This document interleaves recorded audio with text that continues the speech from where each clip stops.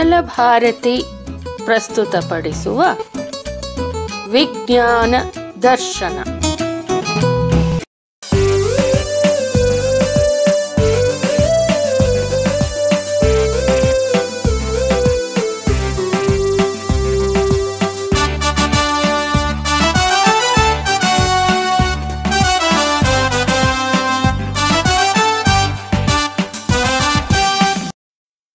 ಪ್ರೇಕ್ಷಣೀಯ ಸ್ಥಳಗಳು.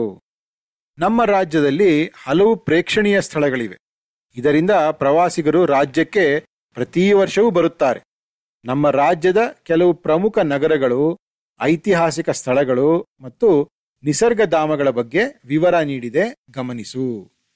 ನೋಡಿ ಮಕ್ಕಳೇ, ನಮ್ಮ ರಾಜ್ಯದಲ್ಲಿ ಹಲವಾರು ಪ್ರೇಕ್ಷಣೀಯ ಸ್ಥಳಗಳಿವೆ.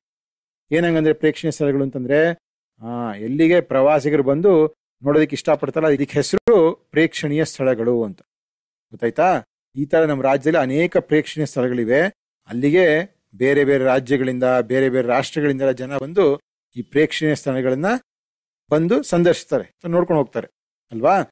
ಈಗ ನಮ್ಮ ರಾಜ್ಯದ ಪ್ರಮುಖ ನಗರಗಳು ಯಾವ್ದಿದೆ, ಆಮೇಲೆ ಐತಿಹಾಸಿಕ ಸ್ಥಳಗಳು. ಐತಿಹಾಸಿಕ ಅಂದ್ರೆ ಇತಿಹಾಸದಲ್ಲಿ ಪುರಾಣದಲ್ಲಿ ಪ್ರಸಿದ್ಧವಾಗಿರೋ ಸ್ಥಳಗಳಿದೆ. ಅದೇ ರೀತಿ ನಿಸರ್ಗಧಾಮಗಳು, ಇಲ್ಲಿ ಪ್ರಾಣಿ ಪಕ್ಷಿಗಳಿಗೆ ವಿಶೇಷವಾಗಿ ವ್ಯವಸ್ಥೆ ಮಾಡಲಾಗಿದೆ. ಆ ತರ ನಿಸರ್ಗಧಾಮಗಳು, ಇವ್ರ ಬಗ್ಗೆ ವಿವರ ಕೊಟ್ಟಿದೆ, ತಿಳ್ಕೊಂಡಂತೆ ಬನ್ನಿ.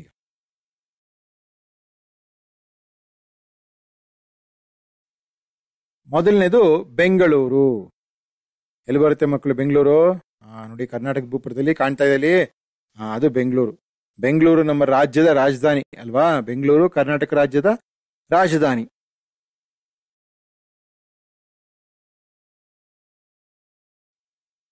ವಿಧಾನಸೌಧ. ನೋಡಿ ಮಕ್ಕಳೇ, ಬೆಂಗಳೂರಲ್ಲಿ ಪ್ರಮುಖವಾದ ಇದು ಒಂದು ಕಟ್ಟಡ, ವಿಧಾನಸೌಧ ಅಂತ. ನಮ್ಮ ಸರ್ಕಾರಿ ಕೆಲಸಗಳೆಲ್ಲ ಇಲ್ಲೇ ಆಗೋದು, ವಿಧಾನಸೌಧ ಅಂತ. ಎಷ್ಟು ಚೆನ್ನಾಗಿದೆ ಅಲ್ವಾ ಇದು, ನೋಡಿದ್ರಾ? ಇದು ಹೆಸರು ವಿಧಾನಸೌಧ.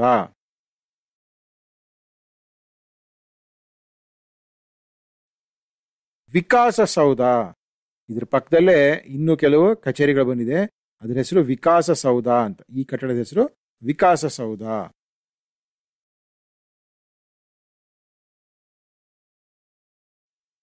ಹೈಕೋರ್ಟ್, ಉಚ್ಚ ನ್ಯಾಯಾಲಯ ಅಂತಂತೀವಲ್ಲ, ಅದು ಬೆಂಗಳೂರಿನಲ್ಲಿ ಇದು ಇರುವಂತ ಜಾಗ. ಇದು ಗೊತ್ತಾಯ್ತಾ? ನೋಡಿ, ಕೆಂಪು ಕಟ್ಟಡ ಇದೆ, ಬೆಂಗಳೂರಿನ ಉಚ್ಚ ನ್ಯಾಯಾಲಯ. ಗೊತ್ತಾಯ್ತಾ ಮಕ್ಕಳೇ?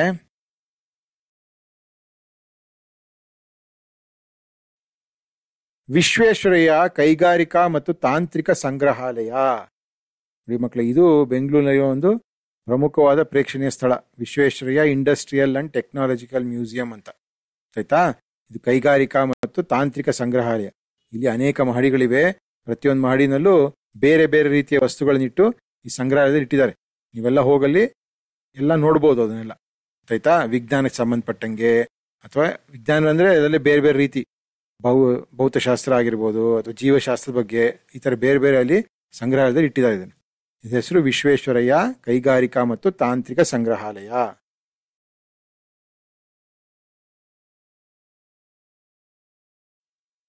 ವೆಂಕಟಪ್ಪ ಕಲಾಶಾಲೆ. ನೋಡಿ ಮಕ್ಕಳು, ಇದು ಕೆಂಪು ಬಣ್ಣದ ಕಾಣ್ತಾ ಇದೆ, ಇದು ಹೆಸರು ವೆಂಕಟಪ್ಪ ಕಲಾಶಾಲೆ ಅಂತ.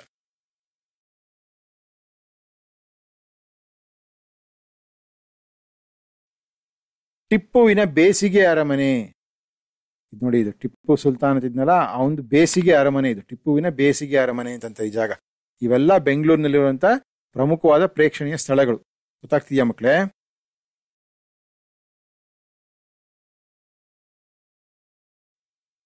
ಜವಾಹರ್ಲಾಲ್ ನೆಹರು ತಾರಾಲಯ.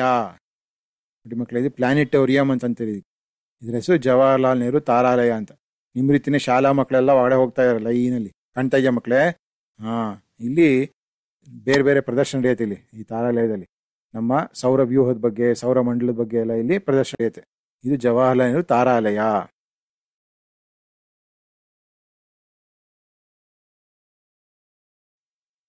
ನೋಡಿ ಮಕ್ಕಳೇ, ಲಾಲ್ ಬಾಗ್. ಇದು ಲಾಲ್ ಬಾಗ್ ಸಸ್ಯ ತೋಟ ಅಂತ. ಇದು ಬೆಂಗಳೂರಿನ ಒಂದು ಪ್ರಮುಖ ಪ್ರೇಕ್ಷಣೀಯ ಸ್ಥಳ. ಕಾಣ್ತಾ ಇದೆ ನಿಮಗೆ? ನೋಡಿ, ಅಲ್ಲಿ ಬೋರ್ಡ್ ಹಾಕಿದೆ ಇಲ್ಲಿ ಅಲ್ವಾ.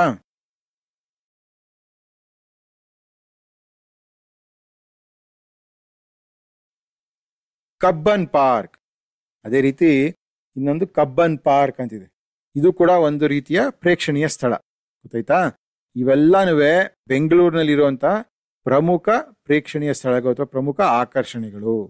ಇದು ಬೆಂಗಳೂರಿನ ಪ್ರಮುಖ ಆಕರ್ಷಣೆಗಳು. ಇಲ್ಲಿಗೆ ತುಂಬಾ ಜನರು ಬರ್ತಾನೆ ಇರ್ತಾರೆ ನೋಡ್ಕೊಂಡು ಹೋಗೋದಿಕ್ಕೆ ಅಲ್ವಾ.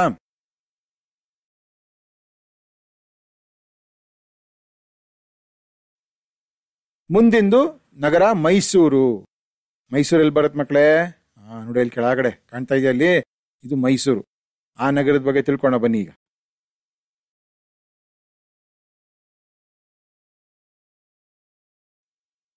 ದೀಪಾಲಂಕಾರ ಮಾಡಿರುವ ಅರಮನೆ. ನೋಡಿ ಮಕ್ಕಳೇ, ಮೈಸೂರಿನಲ್ಲಿ ಜಗದ್ವಿಖ್ಯಾತ ಒಂದು ಮೈಸೂರು ಅರಮನೆ ಅಂತಿದೆ. ಅದಕ್ಕೆ ಈ ತರ ದೀಪಾಲಂಕಾರ ಮಾಡಿದ್ದಾರೆ. ಎಷ್ಟು ಚೆನ್ನಾಗಿ ಕಾಣ್ತಿದೆ ಅಲ್ವಾ ಅದು ರಾತ್ರಿ ಹೊತ್ತಲ್ಲಿ. ಇದೆ ಮೈಸೂರಿನ ದೀಪಾಲಂಕೃತ ಮಾಡಿರುವ ಅರಮನೆ ಇದು.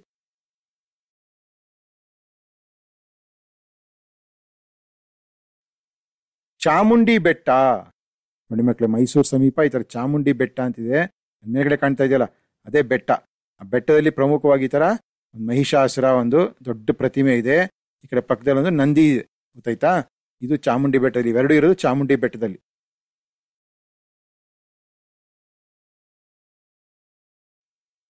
ಮೃಗಾಲಯ. ಮೈಸೂರಿನಲ್ಲಿ ಒಂದು ವಿಶ್ವವಿಖ್ಯಾತ ಮೃಗಾಲಯ ಇದೆ. ನೋಡಿ ಅದರದ್ದು ಬಾಗಿಲು ತೋರಿಸ ಒಡ ಹೋಗೋದಕ್ಕೆ ಜಾಗ ಕಾಣ್ತಾ ಇದೆ ಅಲ್ಲಿ. ಇದು ಮೈಸೂರಿನಲ್ಲಿ ನೋಡಬಹುದಾದ ಪ್ರಸಿದ್ಧ ಸ್ಥಳಗಳು. ಮೈಸೂರಿನಲ್ಲಿ ಇವೆಲ್ಲ ನೀವು ನೋಡ್ಲೇಬೇಕಾದಂತ ಪ್ರಸಿದ್ಧ ಸ್ಥಳಗಳು ಮಕ್ಕಳೇ, ಗೊತ್ತಾಯ್ತಾ? ಇವೆಲ್ಲ ಮೈಸೂರಿನಲ್ಲಿರುವಂತ ಪ್ರೇಕ್ಷಣೀಯ ಸ್ಥಳಗಳು.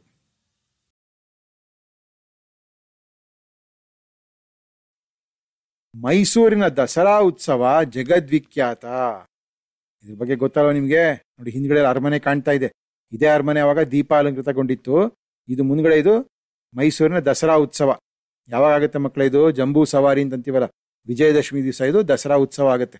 ಅಲ್ಲಿ ನೋಡಿ ಆನೆ ಮೇಲೆ ಈ ತರ ತಾಯಿ ಚಾಮುಂಡೇಶ್ವರಿ ಪ್ರತಿಮೆ ಇಟ್ಕೊಂಡು ಆನೆ ಮೇಲೆ ಅಂಬಾರಿ ಆನೆ ಮೇಲೆ ಅದು ಮೈಸೂರು ಪ್ರದಕ್ಷಿಣೆ ಆಗುತ್ತೆ. ಇದು ದಸರಾ ಉತ್ಸವ ಅಂತ. ಅದಲ್ಲದೆ ಅಲ್ಲಿ ಬೇರೆ ಬೇರೆ ಕಲಾ ತಂಡಗಳು ಅವೆಲ್ಲ ಇರುತ್ತಿದೆ ಅಲ್ಲಿ. ಇದು ಜಗದ್ವಿಖ್ಯಾತ ಈ ದಸರಾ ಉತ್ಸವ ಅನ್ನೋದು, ಮೈಸೂರಿನ ದಸರಾ ಉತ್ಸವ ಅನ್ನೋದು ಅಲ್ವಾ.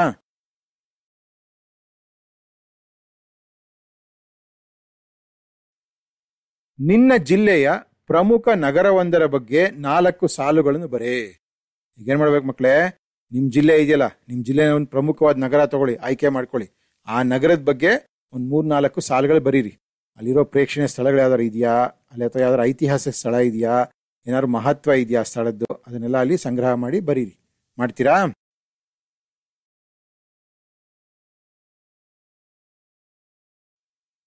ನಮ್ಮ ರಾಜ್ಯದ ಇತಿಹಾಸಕ್ಕೆ ಸಂಬಂಧಿಸಿದ ಮಹತ್ವವಾದ ಸ್ಥಳಗಳೇ ಐತಿಹಾಸಿಕ ಸ್ಥಳಗಳು. ಆಗ್ಲೇ ಹೇಳಿದ್ವಲ್ಲ, ಐತಿಹಾಸಿಕ ಸ್ಥಳ ಅಂದ್ರೇನು? ಇತಿಹಾಸಕ್ಕೆ ಸಂಬಂಧಪಟ್ಟಿರುವಂತ ಸ್ಥಳಗಳು, ಪ್ರಮುಖವಾದ ಸ್ಥಳಗಳು, ಗೊತ್ತಾಯ್ತಾ? ಅದನ್ನೇ ನಾವು ಐತಿಹಾಸಿಕ ಸ್ಥಳಗಳು ಅಂತ ಅಂತೀವಿ. ಈಗ ನಮ್ಮ ರಾಜ್ಯಕ್ಕೆ ಸಂಬಂಧಪಟ್ಟಂಗೆ ಇತಿಹಾಸದಲ್ಲಿ ಯಾವ್ಯಾವ ಸ್ಥಳ ಬರುತ್ತೆ ನೋಡೋಣ ಬನ್ನಿ. ಈಗ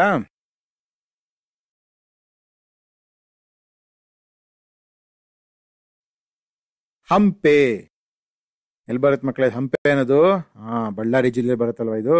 ಈ ಚಿತ್ರ ಗಮನಿಸು. ಇದು ನಮ್ಮ ರಾಜ್ಯದ ಪ್ರಸಿದ್ಧ ಐತಿಹಾಸಿಕ ಸ್ಥಳ ಹಂಪೆಯಲ್ಲಿರುವ ಕಲ್ಲಿನ ರಥ. ನೋಡಿ ಮಕ್ಕಳೇ, ಚಿತ್ರ ಕಾಣ್ತಾ ಇದೆ ಇದು. ಇದು ಹಂಪೆನಲ್ಲಿ ಒಂದು ಕಲ್ಲಿನ ರಥ. ನಾವೆಲ್ಲ ರಥ ಅಂದ್ರೆ ಮರದಲ್ಲಿ ಮಾಡಿರ್ತಾರಲ್ವಾ, ಅದನ್ನ ನಾವು ನೋಡಿರ್ತೀವಿ ಎಲ್ಲೋ ಕಡೆ. ಆದ್ರೆ ಇಲ್ಲಿ ಕಲ್ಲಿನಲ್ಲಿ ಮಾಡಿದ ರಥ ಇದು, ಗೊತ್ತಾಯ್ತಾ ಮಕ್ಕಳೇ? ಈಗಲೂ ಅಲ್ಲಿ ನಿಮ್ಗೆ ಹೋದ್ರೆ ಕಾಣಸಿಗುತ್ತಿದ್ದು. ಇದು ಕಲ್ಲಿನ ರಥ. ಎಲ್ಲಿದೆ ಇದು? ಹಂಪೆ. ಇದು ನಮ್ಮ ರಾಜ್ಯದ ಪ್ರಸಿದ್ಧ ಐತಿಹಾಸಿಕ ಸ್ಥಳ ಹಂಪೆ ಅಂತ. ಅಲ್ಲಿ ಹೋದ್ರೆ ನಿಮಗೆ ಕಲ್ಲಿನ ರಥ ನೋಡ್ಬೋದು ಈ ತರದ್ದು, ಆಯ್ತಾ?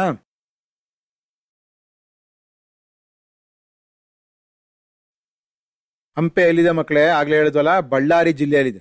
ನೋಡಿ ಇಲ್ಲಿ ಕರ್ನಾಟಕದ ಭೂಪಟ ಹಾಕಿದೀವಿ. ಅದರಲ್ಲಿ ಮಧ್ಯದಲ್ಲಿ ಸುಮಾರು ಮಧ್ಯಭಾಗದಲ್ಲಿ ಹಂಪಿ ಅಂತ ಬರೆದಿದೆ, ಕಾಣ್ತಾ ಇದೆ ನಿಮಗೆ ಅಲ್ಲಿ. ಅದು ಬಳ್ಳಾರಿ ಪಕ್ಕದಲ್ಲಿ ಬರುತ್ತೆ ಇದು ಹಂಪೆ ಅಂತ. ಹಂಪೆ ಅಂತ ಅಂತೀವಿ, ಇಂಗ್ಲಿಷಲ್ಲಿ ಹಂಪಿ ಅಂತ ಬರ್ದಿದ್ದಾರೆ. ಅದನ್ನ ಗೊತ್ತಾಗ್ತಿದೆ ಮಕ್ಕಳೇ? ಇದು ನಮ್ಮ ರಾಜ್ಯದ ಐತಿಹಾಸಿಕ ಸ್ಥಳ.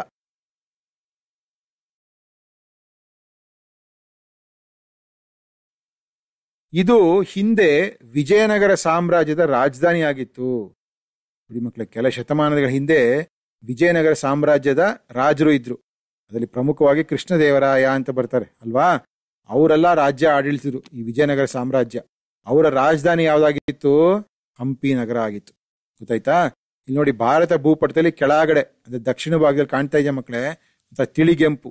ಅವಾಗ ವಿಜಯನಗರ ಸಾಮ್ರಾಜ್ಯ ಅಷ್ಟು ಪೂರ್ತಿ ಹಬ್ಕೊಂಡಿತ್ತು, ಗೊತ್ತಾಗ್ತಿದೆ ಮಕ್ಕಳೇ? ಹಂಪಿ ಅವರ ರಾಜಧಾನಿ ಆಗಿತ್ತು. ಅಷ್ಟು ಪೂರ್ತಿ ಭಾಗ ವಿಜಯನಗರ ಸಾಮ್ರಾಜ್ಯ ಹಬ್ಕೊಂಡಿತ್ತು. ಇದು ಕೆಲ ಶತಮಾನಗಳ ಹಿಂದೆ. ಗೊತ್ತಾಯ್ತಾ?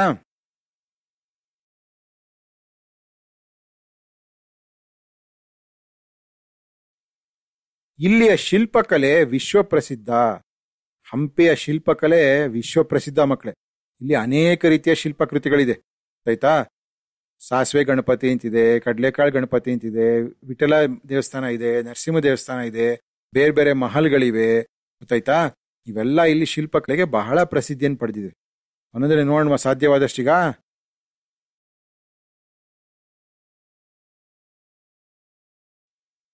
ವಿರೂಪಾಕ್ಷ ದೇವಾಲಯ ನೋಡಿ ಮಕ್ಕಳೇ, ಹಂಪಿಯ ಪ್ರಸಿದ್ಧವಾದ ವಿರೂಪಾಕ್ಷ ದೇವಾಲಯ ಚಿತ್ರ ಇಲ್ಲಿ ಕಾಣ್ತಾ ಇದೆ ನಿಮ್ಗೆ.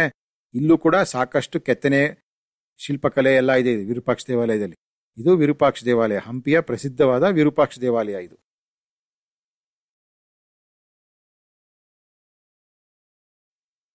ಕಮಲ್ ಮಹಲ್ ನೋಡಿ ಮಕ್ಕಳ ಚಿತ್ರದಲ್ಲಿ ಕಾಣ್ತಿದೆ ಅಲ್ವಾ? ಇದ್ರ ಹೆಸರು ಕಮಲ್ ಮಹಲ್ ಅಂತ. ಅಂದ್ರೆ ಇದು ಕಮಲದ ಆಕಾರದಲ್ಲಿದೆ ಅಂತ ಇದಕ್ಕೆ ಕಮಲ್ ಮಹಲ್ ಅಂತ ಹೆಸರಿಟ್ಟಿದ್ರು. ಗೊತ್ತಾಯ್ತಾ ಮಕ್ಕಳೇ? ಇವೆಲ್ಲ ನೋಡಿ ಮೇಲ್ಗಡೆ ಶಿಲ್ಪಕಲೆ, ಎಷ್ಟೊಂದು ರೀತಿ ಶಿಲ್ಪಕಲೆ ಕೆತ್ತನೆ ಕಾರ್ಯ ಎಲ್ಲ ಆಗಿದೆ ಇದ್ರ ಮೇಲೆ. ಗೊತ್ತಾಗ್ತಿದ್ಯಾ? ಇದು ಇಲ್ಲಿಯ ಒಂದು ಪ್ರಮುಖ ಆಕರ್ಷಣೆ.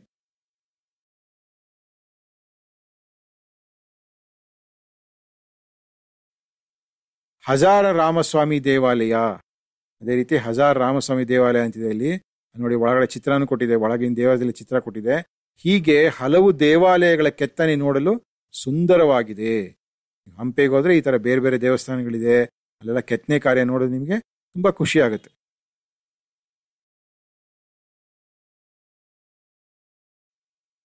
ಕೆಳಗಿನ ಪಟ್ಟಿಯಲ್ಲಿ ಐತಿಹಾಸಿಕ ಸ್ಥಳಗಳು ಹಾಗೂ ಅವುಗಳಿರುವ ಜಿಲ್ಲೆಗಳನ್ನು ನೀಡಿದೆ. ಇವುಗಳನ್ನು ಹೊಂದಿಸಿ ಬರೆ.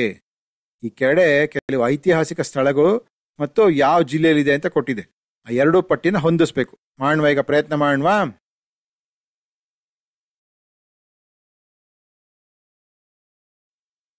ನೋಡಿ ಮಕ್ಕಳೇ, ಆ ಮತ್ತು ಬಾ ಅಂತ ಎರಡು ಕಂಬಸಾಲ್ ಕೊಟ್ಟಿದೆ ಇಲ್ಲಿ ಅಲ್ವಾ? ನೋಡಿ, ಆ ನಲ್ಲಿ 1 ಹಳೇಬೀಡು, 2 ಬಾದಾಮಿ, 3 ಗೋಲ್ ಗುಂಬಜ್, 4 ಕಲ್ಲಿನ ಕೋಟೆ, 5 ಸುಲ್ತಾನ್ ಬತೇರಿ. ಈ ಕಡೆ ಬ ಅನ್ನೋ ಕಂಬಸಾಲ್ನಲ್ಲಿ ಬಾಗಲಕೋಟೆ, ವಿಜಯಪುರ, ಹಾಸನ, ದಕ್ಷಿಣ ಕನ್ನಡ, ಚಿತ್ರದುರ್ಗ ಅಂತ ಕೊಟ್ಟಿದೆ. ಹಳೇಬೀಡು ಎಲ್ಲಿ ಬರುತ್ತೆ ಮಕ್ಕಳು? ಯಾವ ಜಿಲ್ಲೆಯಲ್ಲಿ ಹಳೇಬೀಡು? ಹಾಸನ ಜಿಲ್ಲೆಯಲ್ಲಿದೆ ಅಲ್ವಾ? ಬಾದಾಮಿ ಯಾವ ಜಿಲ್ಲೆಯಲ್ಲಿ ಬರುತ್ತೆ? ಬಾಗಲಕೋಟೆ ಜಿಲ್ಲೆಯಲ್ಲಿ ಬರುತ್ತೆ. ಗೋಲ್ ಗುಂಬಜ್ ವಿಜಯಪುರ ಜಿಲ್ಲೆಯಲ್ಲಿ ಬರುತ್ತೆ. ಕಲ್ಲಿನ ಕೋಟೆ ಯಾವ ಊರಿನ ಕಲ್ಲಿನ ಕೋಟೆ ವಿಖ್ಯಾತ? ಹೌದು, ಚಿತ್ರದುರ್ಗದ ಕಲ್ಲಿನ ಕೋಟೆ ಅಲ್ವಾ? 5ನೇ ಸುಲ್ತಾನ್ ಬತೇರಿ, ಇದು ದಕ್ಷಿಣ ಕನ್ನಡದಲ್ಲಿದೆ. ನೋಡಿ ಮಕ್ಕಳೇ, ಇಲ್ಲಿ ಸುಲ್ತಾನ್ ಬತೇರಿ ಅಂದ ತಕ್ಷಣ ನೀವು ಹೆಸರು ಕೇಳಿ ಗೊಂದಲಕ್ಕೆ ಈಡಾಗಬೇಡಿ. ಇದೇ ಹೆಸರಲ್ಲಿ ಕೇರಳದಲ್ಲಿ ಒಂದು ಜಾಗ ಕೂಡ ಇದೆ, ಸುಲ್ತಾನ್ ಬತೇರಿ ಅಂತ. ವಯನಾಡ್ ಜಿಲ್ಲೆಯಲ್ಲಿ ಒಂದು ಸ್ಥಳ ಅದು, ಆಯ್ತಾ? ಆದ್ರೆ ನಾವಿಲ್ಲಿ ಮಾತಾಡ್ತಾ ಸುಲ್ತಾನ್ ಬತೇರಿ ಮಂಗಳೂರು ಸಮೀಪ ಇರುವಂತ ಒಂದು ವೀಕ್ಷಣಾ ಗೋಪುರ, ಅದರ ಹೆಸರು ಸುಲ್ತಾನ್ ಬತೇರಿ ಅಂತ. ಗೊತ್ತಾಯ್ತಾ? ಇದು ಐತಿಹಾಸಿಕ, ಅಂದ್ರೆ ಟಿಪ್ಪು ಸುಲ್ತಾನ್ ಕಾಲದಲ್ಲಿ ಕಟ್ಸಿದ್ದನ್ನ, ಹಾಗಾಗಿ ಇದಕ್ಕೆ ಸುಲ್ತಾನ್ ಬತೇರಿ ಅಂತಂತಾರೆ.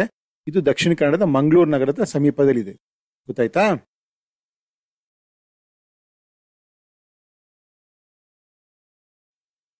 ನಿನ್ನ ಊರಿನ ಅಥವಾ ಜಿಲ್ಲೆಯಲ್ಲಿರುವ ಯಾವುದಾದರೂ ಐತಿಹಾಸಿಕ ಸ್ಥಳವೊಂದರ ಬಗ್ಗೆ 4 ಸಾಲುಗಳನ್ನು ಬರೆ. ಈಗೇನ್ ಮಾಡ್ಬೇಕು? ನಿನ್ ಜಿಲ್ಲೆನಲ್ಲಿ ಅಥವಾ ನಿನ್ನ ಊರಿನಲ್ಲಿ ಇರುವಂತ ಯಾವ್ದಾದ್ರು ಐತಿಹಾಸಿಕ ಸ್ಥಳದ ಬಗ್ಗೆ ಒಂದು 4 ಸಾಲು ಬರಿಬೇಕು. ಪ್ರಯತ್ನ ಮಾಡ್ತೀರ ಎಲ್ಲಾರುನುವೆ?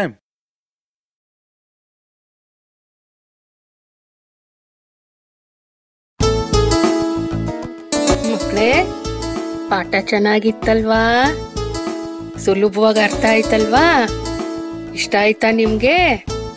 ಸರಿ, ಹಾಗಿದ್ರೆ ನೆಕ್ಸ್ಟ್ ಕ್ಲಾಸಲ್ಲಿ ಮೀಟ್ ಮಾಡೋಣ. ಓಕೆ, ಬಾಯ್.